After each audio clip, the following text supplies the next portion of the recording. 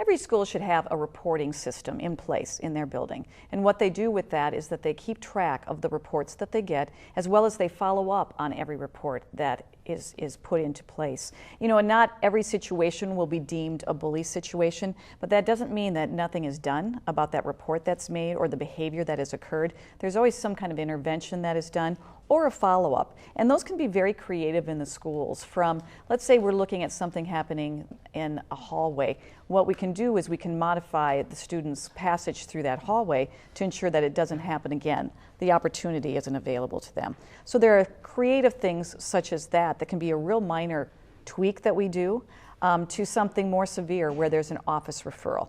Referral is made that this is a report, as well as we need to take a disciplinary action because of this event or action that has been taken place.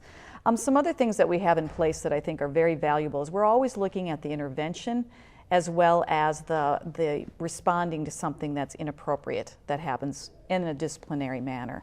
So the interventions always kind of fall within the parameters of training our teachers the way we have, and our counselors. Our counselors play a huge role in our schools to talk to kids and help empower them, as we've been talking about, to be bully-proof, and how they can really learn how to handle behaviors like this, because eventually in a very short time they are going to be out in the real world. And the school setting is a microscopic world of what usually is out there. So if we can teach them how to be people in that world, treating others well, as well as how to handle it when somebody doesn't treat you right, then that is really a job we want to have done. And I think parents want us to do that as well.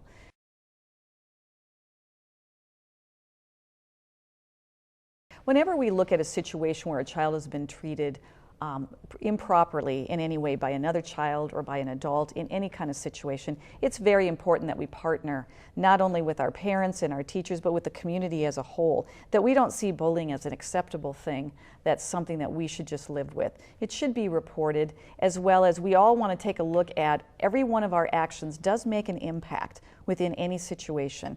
And so we need to all reflect on our behaviors to say, is this helping the situation? Is this helping us come to a resolution and teaching our children how to be people? Or is it stalling that process, or actually even putting a hurdle in place of that process? And sometimes people can unintentionally put a hurdle in front of something that we're trying to do to help out.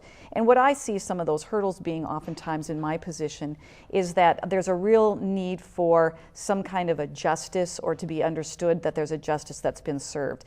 And I know that the passion is there for people and they want it to stop as much as we do. But I think it's really important to remember these are all children and that we're teaching them. And even though we'll have a consequence, that everybody does have equal rights also to make mistakes, to learn from them and grow and to go on. And we will take every situation very seriously, as I've said, but I think it's very important for people to look at all sides of the angle, and that is how do we empower the schools and how can I help with that, as well as we will continue to train our teachers as well as our counselors and our students and attending to those things, but also for the public to not accept bullying as a good thing, and then to take their steps to help us in that process in a very productive way.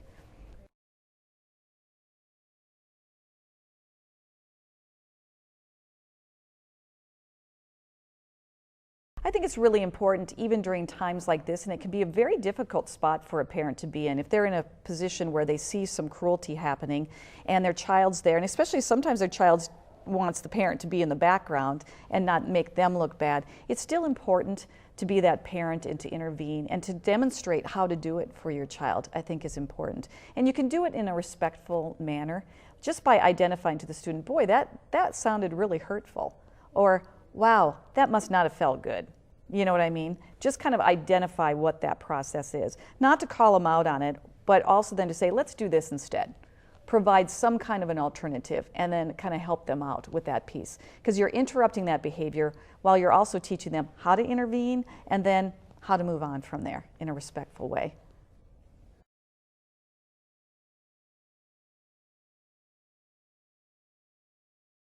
Actually, everyone in your community needs to be involved. In the school community, that is our school bus drivers, that is our secretaries, our education assistants, our custodians, anyone that has interaction or is public with kids, we train them on what to look for as well as how to intervene and how to make that report if they're not sure.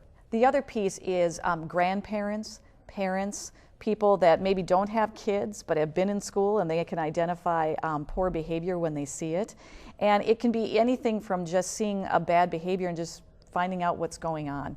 I know as a parent myself, I've had opportunity where I might be picking up my children from someplace and I see an altercation going, and just physically approaching it and saying, hey, what's going on?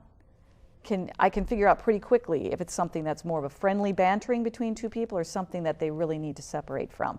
Just that intervention is huge, especially if there are other people around who wonder what to do too.